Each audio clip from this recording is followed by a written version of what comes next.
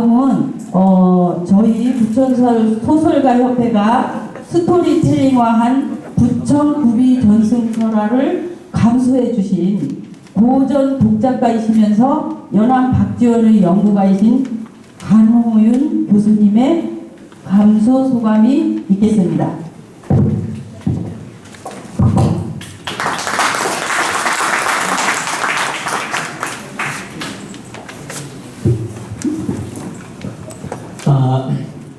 아서 루이스하고 노마 루이스라는 사람이 있었는데요. 뉴욕에 살고 있는 그저 평범한 부부입니다. 하루는 이 부부에게 조그마한 우편물이 하나 배달됐습니다.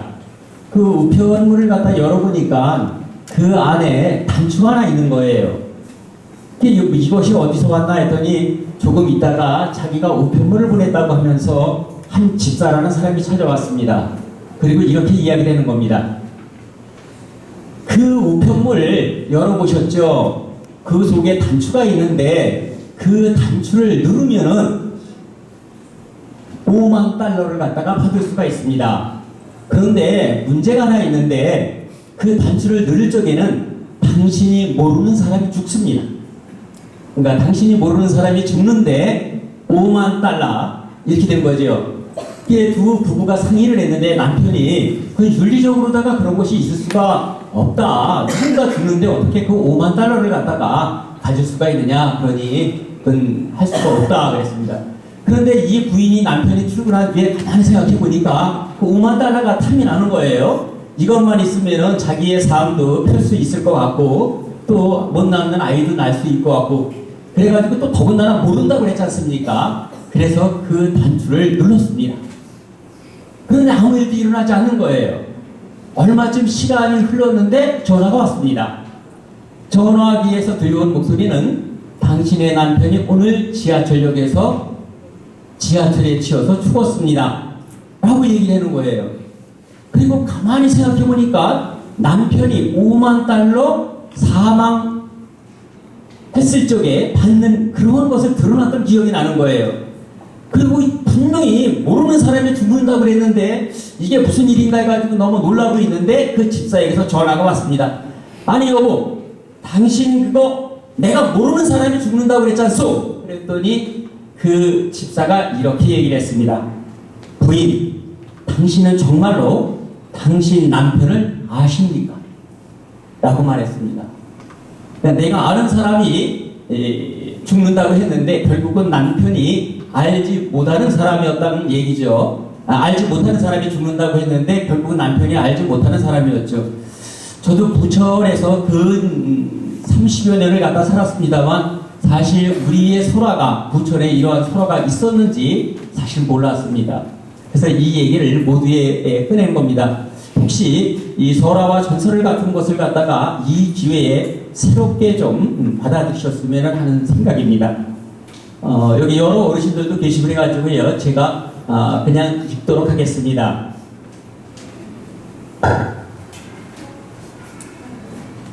부천의 구비전승되는 설화를 현대적 감각으로 스토리텔링한 소설가 11권의 작품을 일별하였습니다. 그를 읽으며 우리 구비전승문화, 설화, 혹은 전설이 생생히 살아 숨쉬는 것을 목격하였습니다. 고다희 선생의 꽃뱀과 서당소녀는 가운말 중동, 김창숙 선생의 야회는 소래산, 박준서 선생의 억보는 석천면 구질이, 박희주 선생의 아기장소는 온다는 보단골, 서지수 선생의 다시 찾은 백박은 송내, 엄혜진 선생의 봉황이 내려오는 날은 원미산, 이재욱 선생의 비슬공주와 우휴모탁곡의 애화는 고강동, 이진옥 선생의 배모탱이 서라는 넓은 들판 양진마을이죠. 최미숙 선생의 공술의 공수고는 충리, 최현기 선생의 선비와 여곡에는 소사동, 한전민 선생의 달걀 명당은 장말과 불포천, 황인수 선생의 봉천이와 서른이 화랑이 된 형제는 까치굴에 얽힌 설화, 혹은 전설을 소설적 상상력으로다가 버무려낸 작품들입니다. 따라서 이 과정에서 요구되는 것이 작가의 상상력입니다. 상상력, 부천의 문화전승 설화집은 바로 이 상상력의 직접물입니다. 상상력은 미래 문화를 창조하는 선두에 섭니다. 우리가 일반적으로 생각하는 전설과 설화라는 이미지, 다시 말해 과거 지향적이고 비현실적이며 황당무계하다는 중첩되고 강고한 이미지를 이 설화집은 상상력으로 과감히 탈출시켰습니다. 이는 고전의 현대화에서 나아가 부가가치 창출과도 연결이 됩니다. 여기에 수록된 작품들은 연극의 대본이나 영화의 시나리오 등 얼마든 재생산될 수 있기 때문입니다. 부천의 소라는 지역과 중심이라는 이분법적 긴장된 사고를 무마시킵니다. 구비문학은 대부분 지역성을 원천으로 합니다. 따라서 근대로 오며 형성된 중심과 주변 혹은 도시와 지방이라는 이분법적 도시과는 애초부터 거리가 멉니다. 부천이라는 지방적 특성을 이용한 설화집은 부천이 더 이상 서울의 위성도시가 아님을 보여줍니다. 부천이 당당한 전통문화를 지닌 지방이라는 자긍심으로 나아가기 때문입니다. 부천 지역민이 삶의 토에 대한 자긍심을 찾고 나아가 한국이라는 국가적 문화를 형성시킵니다. 설화를 스토리텔링하고 이를 문화근간으로 바꿀 수도 있습니다. 요한 하위징어는 1938년에 출간한 호모 루덴스에서 놀이는 문화의 한 요소가 아니라 문화 그 자체가 놀이의 성격을 가지고 있다고 역설했습니다. 이 개념이 호모 루덴스입니다. 호모 루덴스는 노는 인간 또는 놀이하는 인간이라는 뜻입니다. 부천의 소라가 각 지역의 놀이공간 혹은 테마 공간화하여 한다면 이는 과거 이야기의 현재성과 현장성으로 이어집니다. 이는 부천이라는 지역이 지역 문화를 이용한 문화 향유의 공간이 된다는 점입니다. 따라서 이 소설집이 작품을 끌어와 디자인, 드라마, 게임, 광고, 애니메이션, 나아가 테마파크 조성도 생각해볼 만합니다. 특히 부천이 만화도시라는 점을 상기하면 부천의 설화를 적극적으로 만화화할 수도 있습니다. 사람이 이 세상에 살다가 흔적이 무엇입니까? 아마 이야기가 아닐까 합니다. 누구나 다 크고 작든 간에 이야기를 남깁니다. 남긴 이야기는 시간이 흐르며 잊힐 만한 것은 잊혀지고 남을 만한 것은 남습니다. 그리고 남을 만한 것들 중 일부가 고전문학 혹은 구비전승이 됩니다. 그리하여 우리의 고전문학 혹은 구비전승 설화 이런 것들은 선인들이 살고 간 흔적이요 남을 만한 것들 중 일부라 해도 좋습니다. 부천의 설화와 전설은 바로 이러한 남을 만한 이야기들입니다. 또 부천이란 지역성을 담보하고 있는 부천의 설화와 전설은 부천 지역민이 생활문화 소산이기도 합니다. 지역민이 생활문화는 나아가 민족사적, 정신사적 흐름을 형성합니다. 이 정신사의 흐름이 바로 전통의식입니다. 따라서 부천의 설화에는 우리의 정신사적 흐름도 사금팔이처럼 박혀 있습니다. 남을 만하여 남은 부천의 이야기를 현대화한 이 설화집이 스토리텔링집이 모쪼록 부천의 새로운 문화를 여는 시금석이 되었으면 하는 바람입니다. 고맙습니다. 네, 간호윤 교수님. 여러분 반갑습니다. 방금 소개받은 한국소설협회 상임이사 김호입니다. 방금 사회자께서 쭉 소개하시고 우리 또 박이주 소설가가 또 우리 문예협회 여기 회장이 있고 속속에 회원이라 그러지 않습니까? 우리 문예협회는 소설가도 있고 시인도 있고 수필도 있고 많은 장르에 계십니다. 특히 오늘 이 행사를 주관한 부천 소설가협회는 소설가들로만 구성되어 있죠. 저도 마찬가지로 소설가가 구성된 우리 대한민국의 한국 소설가협회에서 일하고 있습니다. 그리고 또 여기는 또 우리 문인협회 회원들도 많이 와 계시기 때문에 저도 또 그 얘기도 해야 됩니다. 저는 한국문인협회 부이사장으로 또 있습니다. 그래서 우리 또 문인협회 회원들한테 인사해야 됩니다. 예. 이 지역에 또 보면은 많은 문인 단체가 있습니다. 그 가운데 우리 그 부천은 문학 활동이 매우 활발한 곳입니다. 소설가들, 시인들, 여러분들이 다양한 장르의 문학 활동하고 계시는데, 이번 부천 소설가 협회에서 지금 하고 있는 이 그 우비문화 전승설화를 체가해서 전시하고 책으로 표현했습니다. 이 구비설화는 근대 현대 문학으로 이어오는 바로 원초적인 본질입니다. 인류가 세상에서 이 생활을 하고 정착 생활을 하고 가정을 이루고 사회를 이루면은 먹고 사는데 가장 치중을 합니다. 그래서 문화가 생성될 때는 그만큼 여유 있는 사회가 됩니다. 고비 문화나 고비 설화가 생성되는 그 무렵은 우리 인류가 좀 더 편안한 여유 있는 공간을 확보합니다. 그리고 이것이 오늘날 왔을 때 한 비교해 보세요. 우리가 현대 사회가 그렇게 여유 있는 것만은 아닙니다. 모두가 직장 생활하고 맡은 일을 열심히 살다가 보면은 자기 자신을 돌아볼 사이가 없이 생활해야 됩니다. 이런 과정에 우리 개개인이 어떤 문화를 창출하고 해야 되는데 특별히 그렇게 할 수 있는 여유가 없습니다. 이러한 것들을 채워주는 게 우리 문학의 역할입니다. 그래서 이 부천 소설협회에서 이 고비설화를 체결한 것은 바로 현재와 과거를 이어주는 바로 그 부딪히기가 아닌가 이런 생각이 듭니다. 이 고비설화는 말 그대로 말로 전하는 문학입니다. 그때는 지금처럼 문학이라는 용어가 없었겠지만 우리 어릴 때 보면 할머니가 손자들 가슴에 안고 이렇게 뭐쭉 옛날 얘기를 합니다. 그 할머니가 소설가 얘기를 지어내서 합니다. 그러나 이 할머니가 순전히 지어낸 것도 있지만 어릴 때부터 그 할머니의 또 할머니로부터 들었겠죠. 그 동네에 전해지는 얘기를 할머니에 맞게 또 윤색해서 들려주고 있습니다. 그럼 오늘날 문학은 문자로 만들었잖아요. 그죠? 그래서 이런 것을 서로 고비 문화와 현대 문자화 문화를 이어주는 역할을 바로 찾는 것이 바로 오늘 고비설화를 체계한 것이 아닌가 싶습니다. 우리 소설가들은 열심히 창작 활동도 하지만 이런 문화 원리를 찾아가는 인문학적인 또 하나의 업적도 이루어가야 되지 않나 싶습니다. 오늘 이 어려운 작업을 했던 우리 최영 회장님 비롯해서 부천에 계신 우리 그 박이주 소설가, 이재욱 소설가, 모든 문학인들 또 이 작업을 하기 위해서 열심히 노력해준 모든 분들에게 축하 말씀도 드리고 감사 말씀도 드리겠습니다. 고맙습니다. 느낌입니다. 감사합니다. 다음은 그 극단 물매의 구비 전승설화 리딩 공연이 있겠습니다. 임성주님이 대표로 있는 극단 물매는 부천에서 39년 동안 활동한 연극단체로 40주년 공연을 앞두고 있습니다. 리딩 설화는 부천소설가협회 박희주 작가의 아기 장수는 온다가 되겠습니다. 뜨거운 박수로 맞이해 주십시오.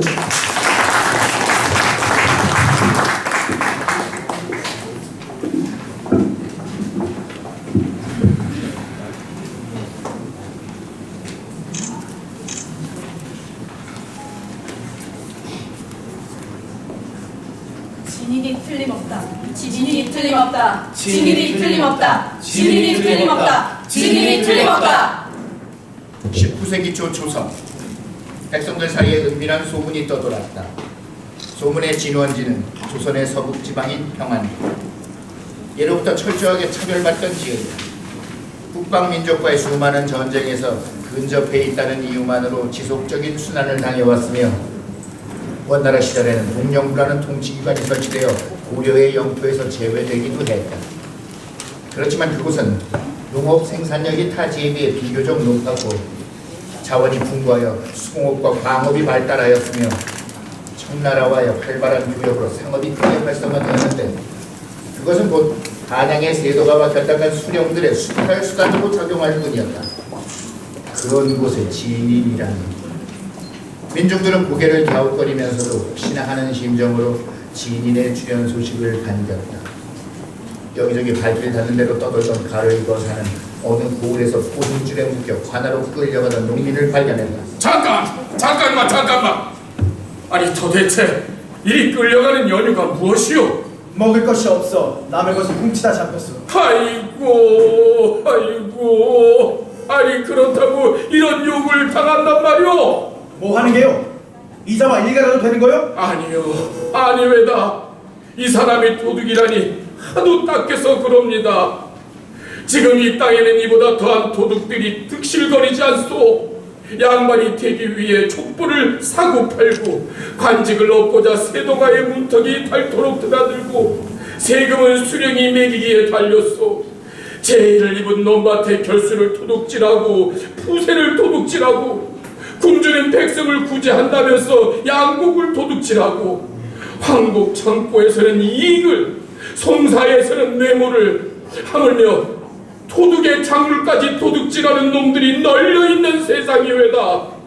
지위가 높을수록 그 짓은 더하고 녹봉이 후한데도 욕심은 끝이 없소이다. 그럼에도 그들이 종신토록 향락을 누린다 한들 누가 감히 뭐라고 말하지는 못하는데, 이렇게 배를 골다가 좀도둑들 좀 한 번 한 걸 가지고 욕을 다하게 생겼으니 어찌 슬프지 않소이까. 아이고 내가 그래서 통곡하는 것이요. 큰 도둑은 잡을 생각조차 못하고 오로지 살기 위해 곡식 한 주 훔쳤다고. 오라를 채우는 법이 무슨 법이고 이게 무슨 나라 꼴인가. 아이고. 백성들은 억울한 일이 없는 공정한 세상을 바라며 조선 천지가 확 뒤집어지길 염원했다. 그것은 개벽이었다. 개벽의 주인공은 진인. 그들은 진인이 나타나길 손꼽아 기다렸던 것이다. 가리고사는 진인이 출현했다는 평안도로 향했다. 가는 길에 장터나 주막에서 듣는 민심은 사나울 대로 사나워져 있었다. 당시 세도 정치의 결과로 벼슬에서 소외된 계층, 더군다나 먹고 살기 힘든 양반들이 생겨나면서 이들이 체제 저항 세력으로 커갔다. 거기에 홍경래라는 이가 있었다. 진인이라는 소문이 무성한 평안도 용강 출신으로 몰락한 양반집 후예였던 홍경래. 그는 사량을 읽으며 풍수로 호구지책을 삼다가 자신과 비슷한 처지이면서 총명하고 전문지리에 능통한 우근칙과 김사용, 김창시, 홍총각 등과 의기투합하여 사회체제의 모순을 혁파하기 위해 10년 동안 치밀한 준비를 해간다. 또한 역졸 출신으로 상인이 되어 평안도 대부호로 이름을 끊었던 이희절을 계략으로 끌어들여 거사 자금을 담당케 했다. 그들은 봉기한 지 열흘 만에 가산, 정주, 확산 등 10여 개 지역을 휩쓸었다. 그로부터 4개월 홍경래는 전투를 지휘하다 반군의 총탄에 맞아 쓰러지고 말았다. 지휘관이 사라진 부대의 운명은 그야말로 지리멸렬. 새로운 세상에 대한 꿈은 그렇게 물거품이 되고 말았던 것이다. 홍경래를 쫓아 성에서 농성하다 붙잡힌 이가 3천여 명. 이 가운데 10살 미만의 남자아이와 여자아이를 제외한 2천여 명은 누구 하나 살아남지 못하고 모두 처형을 당했다. 한마디로 도둑이었다. 그 후 이상한 일이 일어났다. 봉기가 진압되었는데도 농민들에게 홍경래는 반역자도 아니고 죽은 인물도 아니었다. 성벽이 무너지자 때가 이르지 않았음을 알고 몸을 날려 먼 곳으로 달아나 후일을 기약했다는 소문이 무성했다. 홍경래는 살아있다. 정주성에서 죽은 홍경래는 가짜다. 그리 쉽게 죽을 홍경래가 아니다. 홍경래는 끝내 우리를 도우러 온다. 일반 백성들에게 진인은 불사의 존재였으며 쉽게 버릴 수 있는 희망이 아니었던 것이다. 가리거사는 홍경래의 실패를 묵과고 경기 지역으로 돌아와 한수를 건너 노량진에서 부평 도곡으로 향했다. 그가 한양도성의 정세를 살피기를 마다하고 부평으로 향한 것은 개성부에 들렀을 때 짐꾼들로부터 들은 실로 믿기 힘든 아기장수 얘기 때문이었다. 아기장수의 출현. 실패한 홍경래를 대신한 백성들의 기대 심리가 작용한 것일까? 예로부터 민간에는 신비한 능력을 지닌 아기장수 이야기가 널리 퍼져 있었다. 그 아기장수는 힘없는 백성들의 또 다른 미륵이고 진인인 셈이었다. 그것도 실패라는 필연을 동반한 진인. 하필이면 이때 아기장수. 그는 오류 역참을 지나 독재의 무게를 넘어 벌을 정리를 지나고 소세장터에 이르렀다. 마침 장날이었던지라 좌판을 구경하고 우시장에 들러 흥정을 재미있게 지켜보다가 해질녘에 장돌뱅이들을 따라 벌막에 주막에 들었다. 세상 돌아가는 이야기를 듣기에는 주막이 제일 좋았다. 거사는 평상에 앉아 국밥을 시켜 수저를 들었다. 멀리 보이는 멀매 황혼을 머금은 숲이 어슴하게 비춰졌다. 그때 귀를 솔깃하게 하는 소리가 들려왔다. 돌아보니 잡사댕이를 팔러 다니는 방화장수 박물장수였다.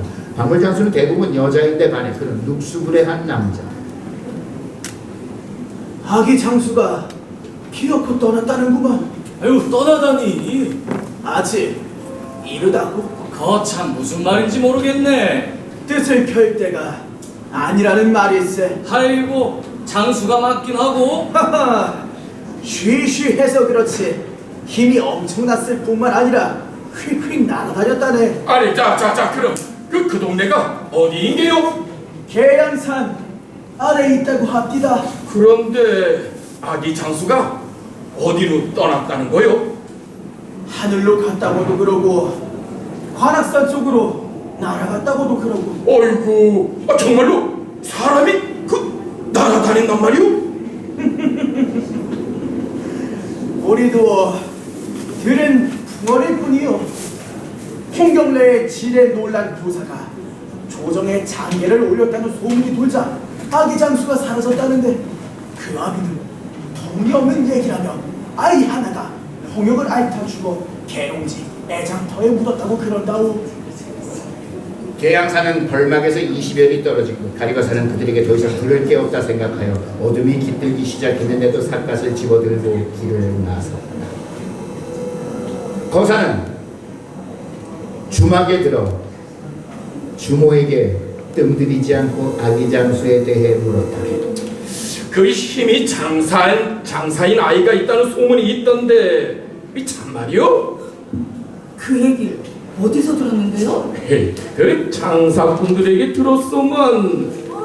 처사님, 그 얘기는 별로 하고 싶지 않은데요. 왜 그러시오? 혹시나 했건만. 하긴 세상을 바꾼다는 게 어디 쉬운 일이에요.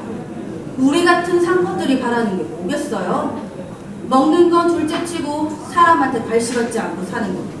그거 아니겠어요. 홍장군에게 마음을 주었던 것도 그 때문이었죠. 아니, 그러니까 그 홍장군 얘기가 아니라 그 아기 장수 말이오. 홍장군이나 애기 장수나 매한가지죠. 계양산 아래 동두머리라는 마을에 아들 열에 딸 하나 11명의 자녀를 둔 사씨성을 가진 사람이 살고 있었죠. 사씨는 부평 도보군의 천석군직인 김진사의 전답을 거두어 식솔들이 겨우 밥을 굶지 않고 살 수 있었어요. 아이들은 걸어다닐만 하면 하나같이 그의 일손을 도와 많은 자식들이 재산이었죠. 아기가 태어나자마자 죽어도 이상할 것 없던 그 시절 도당댁은 아이를 낳았다. 아이는 작아도 너무 작았다. 사람의 새끼 같지도 않게 생긴 것이 신통하게도 계속해서 젖을 빨아내고 있었다. 10달을 꽉 채운 아이들도 죽어나가긴 판인데 저것이 온전히 살랴 싶었다. 금방 죽는다 해도 별로 아쉬울 것 같지도 않아. 그렇긴 해도 할 짓은 해야 했다. 그는 외긴 새끼줄을 꼬았다. 아이는 하루가 다르게 자랐다. 먹성도 유달리 어미저지 모자르자 때마침 아이를 잃고 저 집으로 어찌할 바를 모르던 둘째와 셋째 형수의 젖도 독차지했다. 이 무슨 조화일까.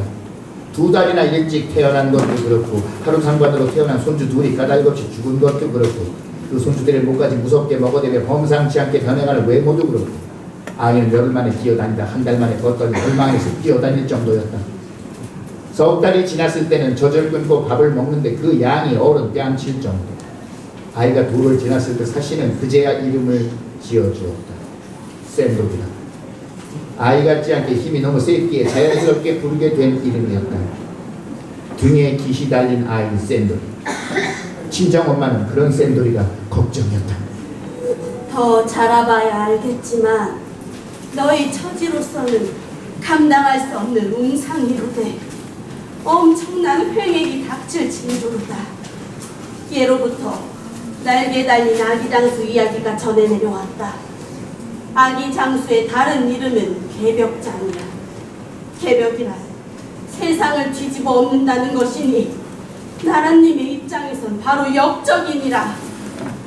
그래서 그런 싹스만 보이면 바로 잡아 죽인다는 거야. 그러니 이 아이를 조금이라도 더 오래 두고 싶다면 날개를 펴지 못하게 하라.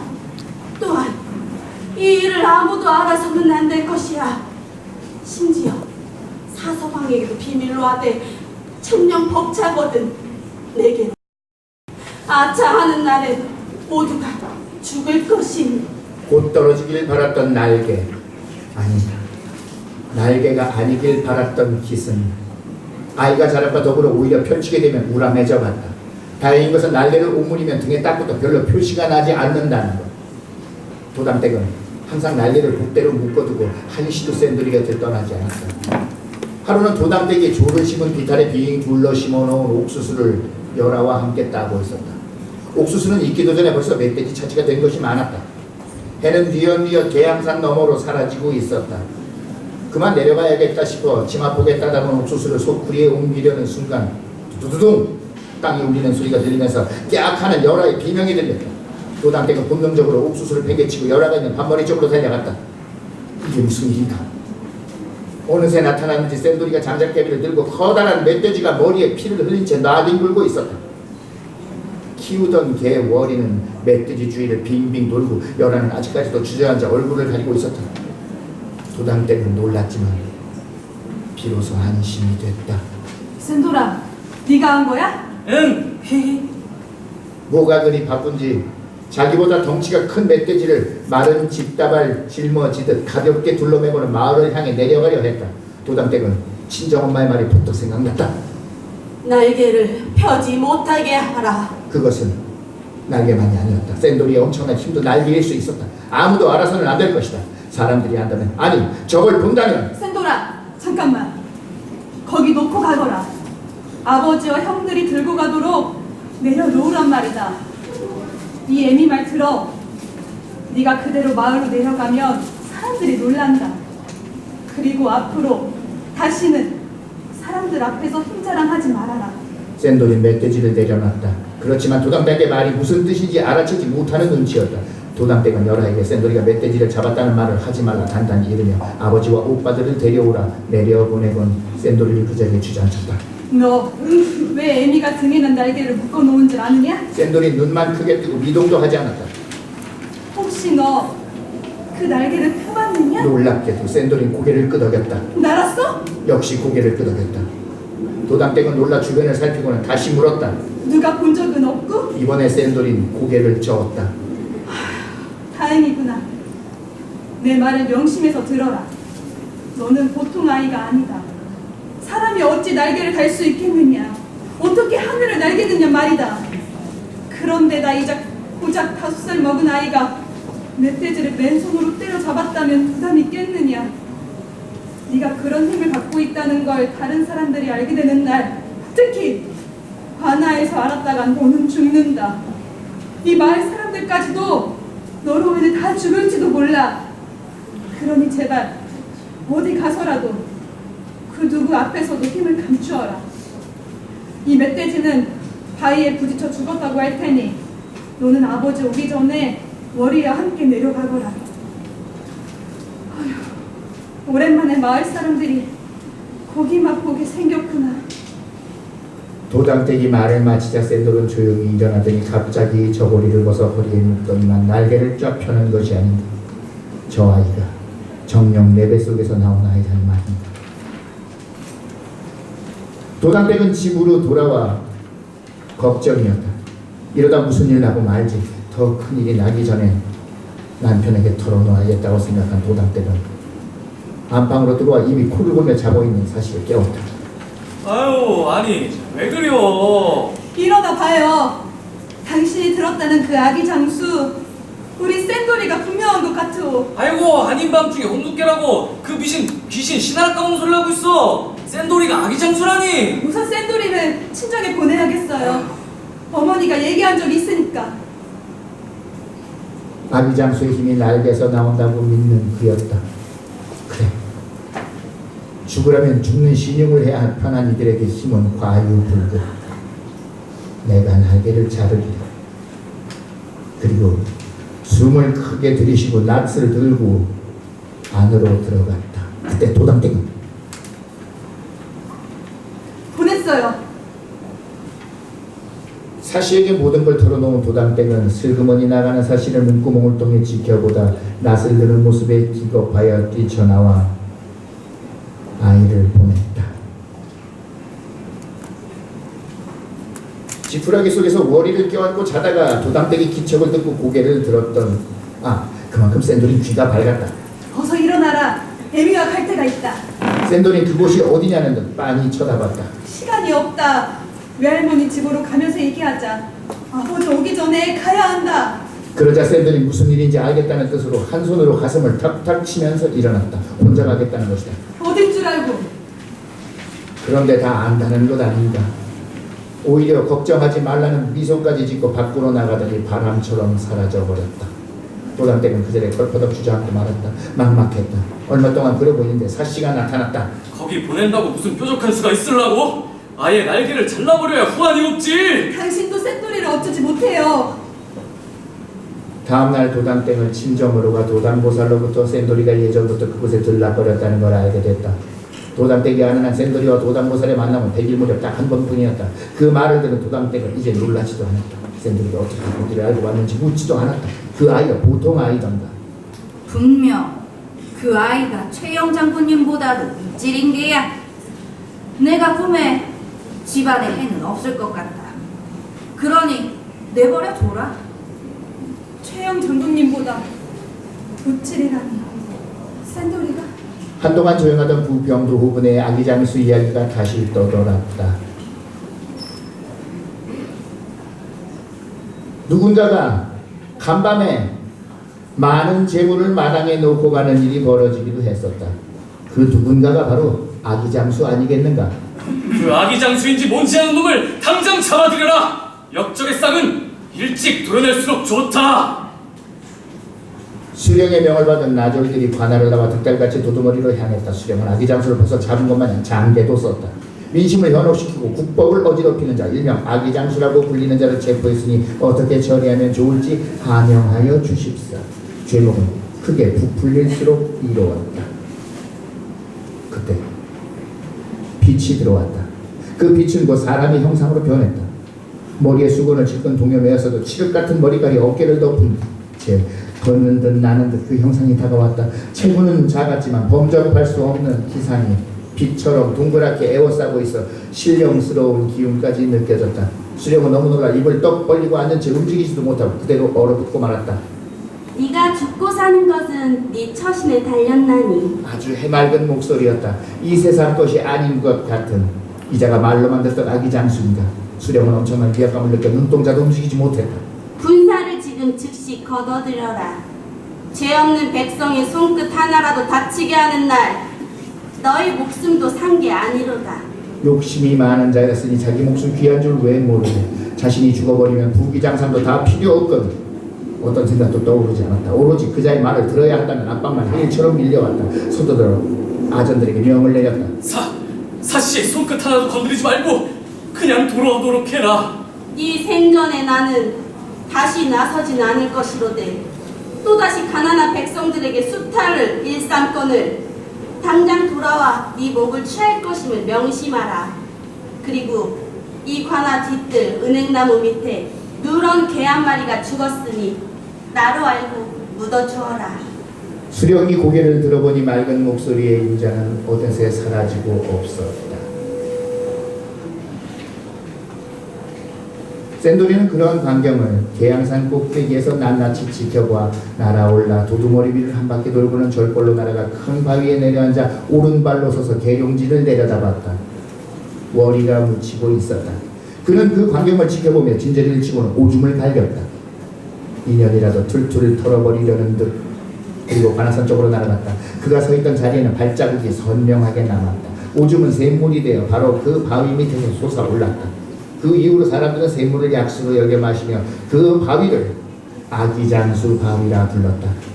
가리고 사는 주모로부터 이야기를 듣고 다음날 도두머리로가 도장댁을 만나 그녀의 마음속에 여전히 샌돌이가 살아있어 언제든 다시 온다 믿고 있다는 걸 알았다. 그러한 믿음은 도당댁만이 아니었다.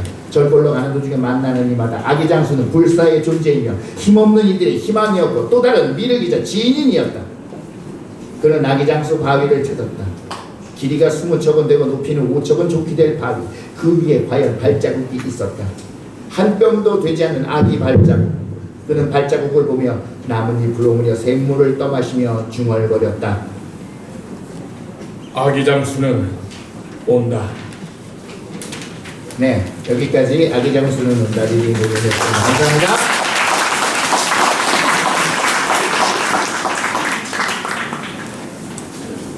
네. 네, 극단 물매의 아주 생동감 넘치는 리딩 공연이었습니다.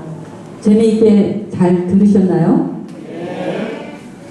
아기 장수는 온다는 척박했던 시대에 오늘 이 자리를 있게 해준 우리 조상님들이 어떤 희망을 부여잡고 그것을 어떻게 이겨냈는지를 보여주는 설화입니다.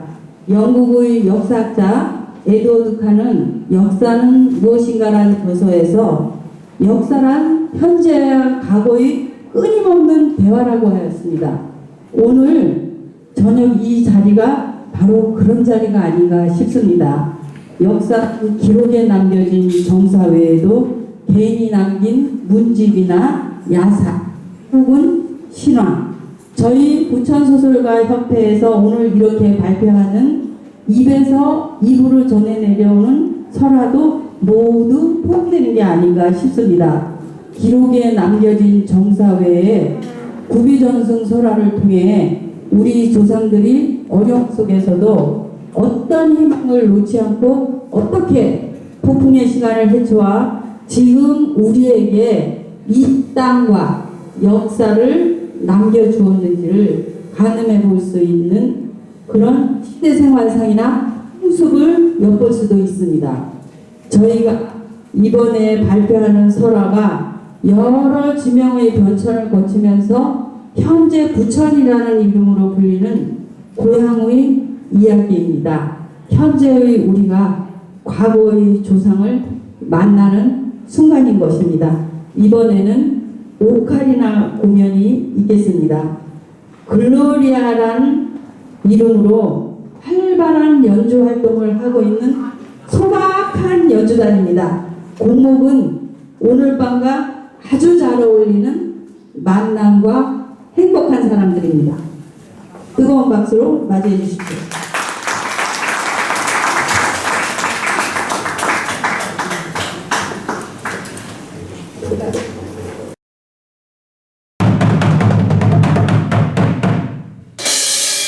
얼쑤부터. 계속 보지? 아니요, 들어갈 겁니다. 난 너무 느껴가지고 많이 마이크를 지금 들어가 쳐야 되게. 아이고 걸거치는 거 많아갖고 참 힘들어 죽겠네. 안녕하시오.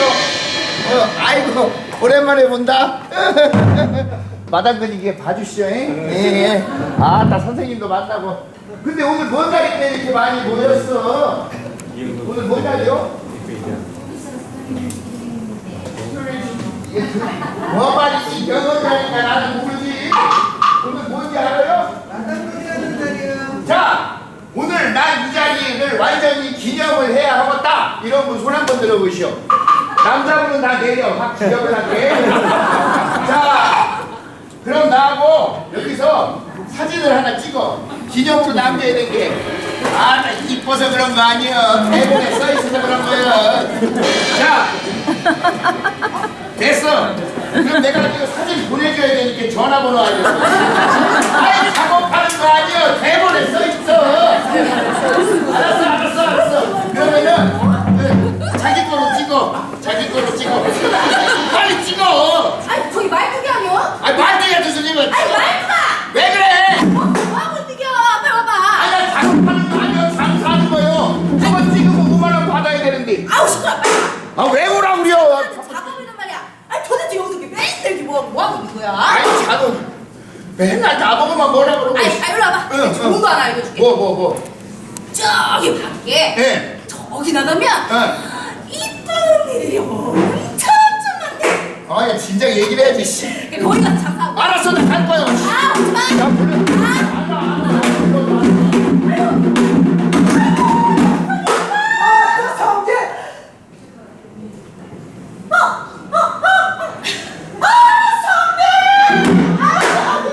왜? 장 보러 왔어? 아유 그럼요. 애기는? 아이고 잘 크지? 아 맞다 성님 그 이번에 저쪽 부평 도우부 쪽에 기와집 하나 장만했다고 얘기 들었어요 내가. 아 너무 부럽다. 우리는 언제쯤 돈 모아서 내 집 장만 하려나 모르겠다. 아유, 그래. 이번에 집 한 채 장만했어. 아휴, 그러면 못 오냐? 다 대출금이요. 아이, 대돌 빼고 다 은행 거야. 어머머. 애 아버지하고 평생을 몇 빠지게 돈 모아서 이제서야 집 한 채 장만했는데,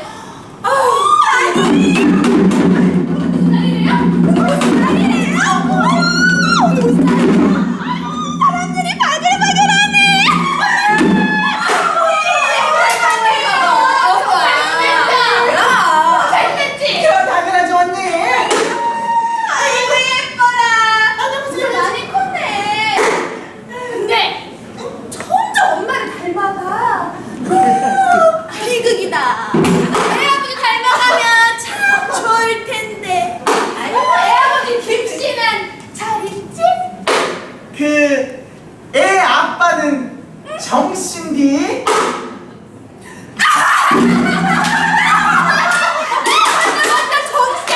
정씨! 아니 나는 저번에 연애하던 김씨랑 결혼했다고. 어제! 어머! 안돼! 아이 장난이 너무 짓궂다. 농담했어. 언니들 그나저나 이게 말이 된다고 생각해요 언니들? 왜? 아니 그 분유값이 20%나 올랐대요. 20%나. 아이고 그 애들 먹는 우유하고 분유값하고 이렇게 갑자기 값을 팍 올려버리면 우리 같은 서민들은 어떻게 살라고, 애들은 또 어떻게 키우라고 정말. 아유, 모유 먹이면 되잖아. 그래, 모유 먹여. 모유 먹여.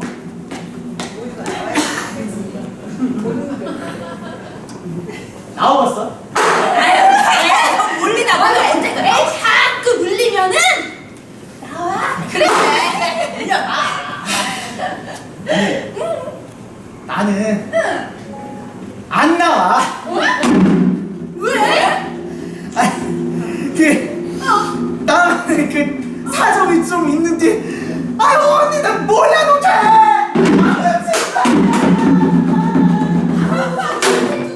아유, 형님, 우유값만 오른 게 아니야. 아니, 그럼 쌀값에 기름값에 나라가 어찌 되려고. 아이고, 어찌되긴 뭘 어찌돼. 아니, 있는 것들은 계속 잘 살고 없는 우리 같은 애들은 맨날 죽어라. 아이 뭐 그러면서 사는 거지. 성님이 우리랑 같은 서민이에요? 집도 있는 성님이 그런 말 하니까 좀 그렇네. 아이, 얘는 그거 다 은행 거라니까. 그나저나 서도상가 뭔가 하는 양반 폐하게 점점 못 살겠어요. 그러게 말이야. 헤이 참 아저씨들이 모이면은 그냥 그 수다 떨지 바빠가지고 헤이 내 타임이 나가.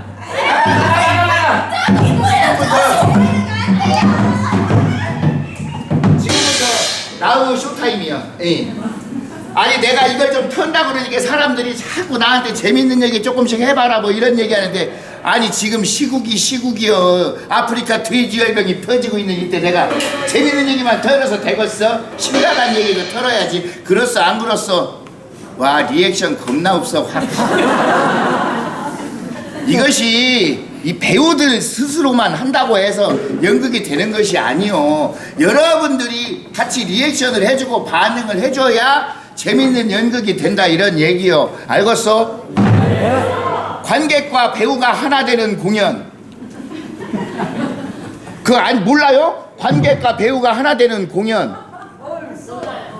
나왔어. 얼쑤 나왔어. 자, 그러면 관객과 배우가 하나 되는 공연. 그래, 이런 리액션 하란 말이야. 확 죽여볼란 게. 내가 오늘 나온 김에 저기 그 부천시 원미구 상동 저게 옛날에는 뭐 석천면 구질인가 그랬대. 거기에 서도사라는 놈이 살았는데 그놈 얘기를 조금 해보려고.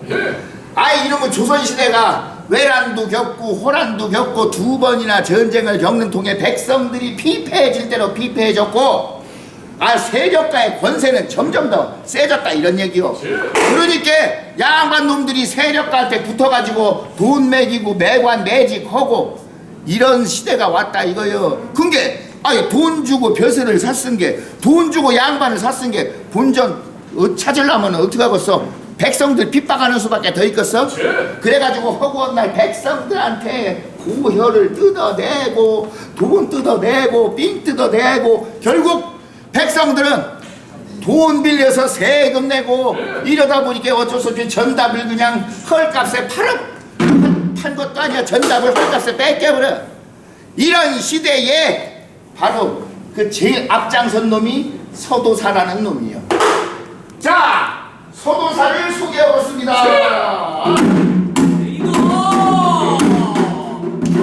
요 새끼가 서도사인데 잠깐만 스톱 다 스톱해. 박수를 쳐야 악역이 나왔는데 야 악역이 나왔는데 박수를 쳐. 나 나올 땐 박수도 쳤어. 없었어. 개판이야. 아무튼 요 새끼가 서도사인데 요 짜배기 양반 하는 짓 좀 보소. 자! 이놈이 이놈아 빨리 안 오냐? 예, 네 이놈 왔습니다요. 이놈은 네. 다시 절로 가서 예. 이제 내가 하는 걸 구경이나 해라. 응? 아니 굳이 저기 있는 놈 불러서 이놈 가라고 말대답. 저기 있는 놈 불러서 어디 자꾸 말대답을. 예. 자, 지금부터는 나의 쇼타임이다. 안녕하시오. 저로 말할 거다. 저리 가거라. 나 이보시오. 예? 그 지나가던 과학의 기운데 하룻밤 무거하게 참아옵니다. 이거 지나가던 과객이시오. 그렇습니다. 그럼 묵어 가셔야지요. 여봐라. 예, 많이. 이놈을 예. 당장 형틀에다 갖다 묶어라. 네? 왜요?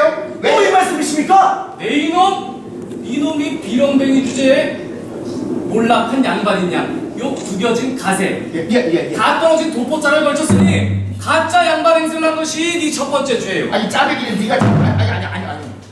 이 온 나라가 가뭄과 기근으로 힘들어하는데 이놈은 입에 풀칠라도 하지 못한만정 그저 그냥 무전치식이나 하는 것이 네 두 번째 죄니라. 이보시오. 나는 그저 지나가던 과객일 뿐입니다. 어허, 여봐라. 저놈이 지금 잔꾀를 부리는구나. 예. 어서 끌고 가서 매질로 다스려라. 이러지 마시오. 미안해요. 이러지 마시오. 난 종범이라 시키는 대로 해요. 이보시오. 야야, 매를 더 심하게 쳐라, 심하게. 온 동네에 소문이 나서 저런 비렁뱅이들이 더 이상 얼씬도 안 할 거 아니냐.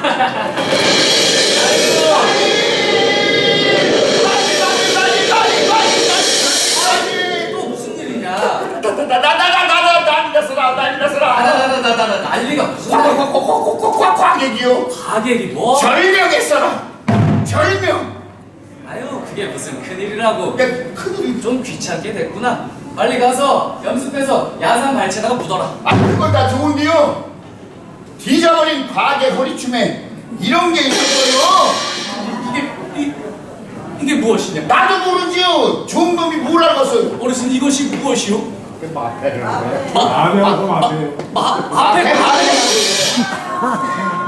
난 모르겠는데 이거 마패 하시는 분가 있어요? 마패? 마패가 뭐요? 암행어사 왕의 명령을 받은 사람들이 엄마한테 물어보래. 엄마 어딨어? 엄마 손 들어. 왕의 명령을 받은 사람들이 아이고 몰라 내가 하더라도 종범이라 몰라. 어쨌든 마패래요. 암행어사 거래요.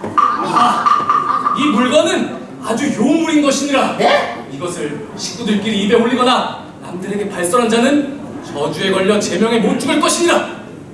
그러니 그 네. 입들 몰라. 아니 암행어사 마패가 요물이면 그 요물을 죽인 놈은 이상한 요물 뭐라고 뭔 얘기를 하는 거예요? 아니 서도사 사람을 죽였대. 아니 죽은 사람이 암행어사래요. 암행어사? 큰일 났네, 큰일 났어. 이제 서도사네.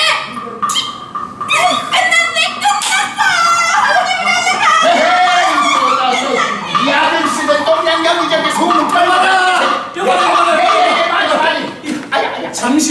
채비해야겠다. 네? 어? 바다 건너 성모도로 갈 것이니 해! 채비해라.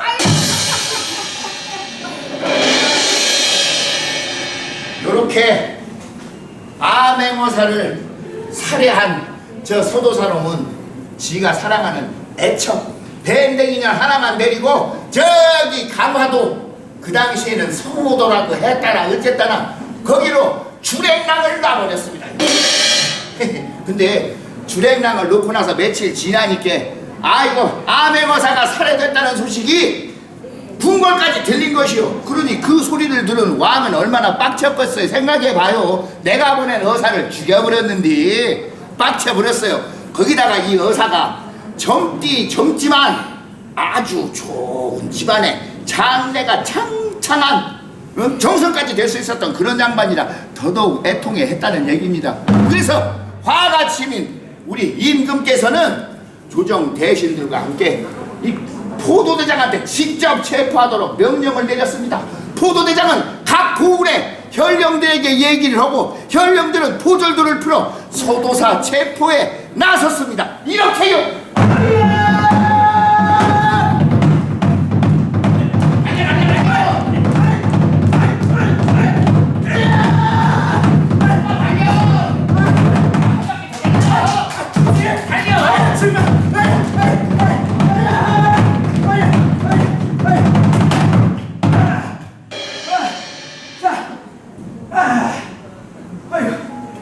아이고 힘들어라.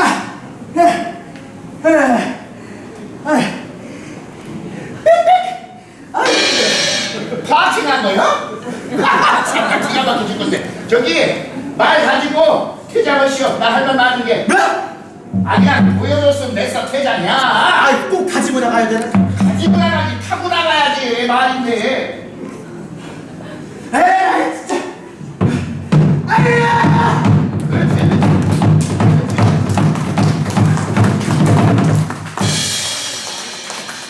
허나 이 또 워낙 그렇지 않습니까? 사건 당시에는 당장 잡아서 능지처참이라도 할 것 같이 난리가 나더니 시간이 조금 흐르니까는 팀이 해져서 잡는 둥 마는 둥 내치게 됩니다.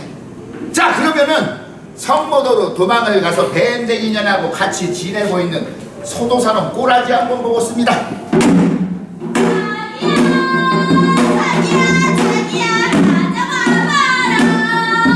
밴댕아, 지금 잡히면 죽었어. 무서워라. 잡혔다. 사랑해. 나 잡아봐라. 죽었어.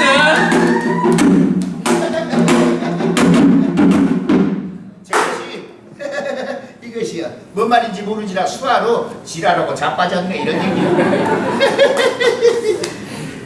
그런데 말이요 이것도 또 사랑도 한때라고 섬을 여기저기 옮겨다니면서 생활하던 밴댕이하고 소도사가 티격태격 싸움이 늘어나기 시작했습니다. 종국에는 요코라지가 되더라고요.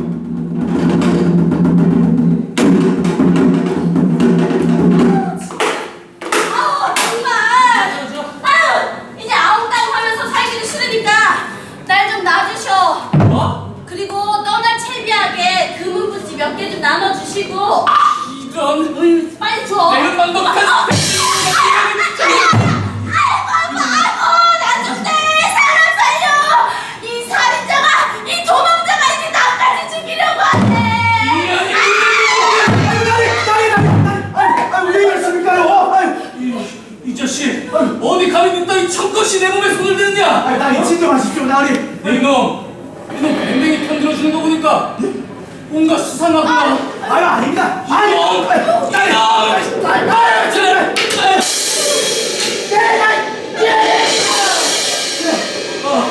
감히 어디다가 소리 내냐고 했어? 나이는 지금 양반이 아니라 죄인, 그것도 살인자에다가 도망쳐 실태인데.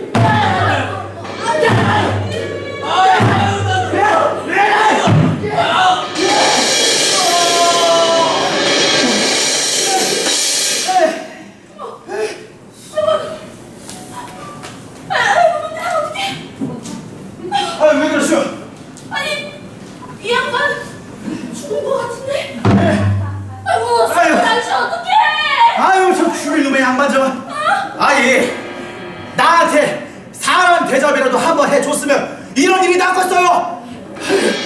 아니 오늘은 해도 너무한 것 같아서 내가 이 속에서 이 천불이 나가지고 아니 그냥 좀 달려든 건데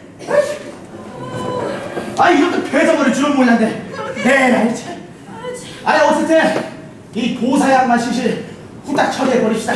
오밤중에 아니 새벽에 합시다. 새벽에 힘들어 죽 건데 이 도사양만 시실 지우고 나는 떠날 거니까 나랑 같이 가려면 가고 싫으면 알아서 하셔. 아니 잠깐만. 아니 내가 혼자 어떻게 부활할 수가 있겠어? 천지문간도 제대로 못하는 내가 혼자 어딜 가냔 말이야. 자네가 날 좀 어디든 데리고 떠나주면 고마울 것 같은데. 옳지. 아니 뭐 그럽시다 그럼.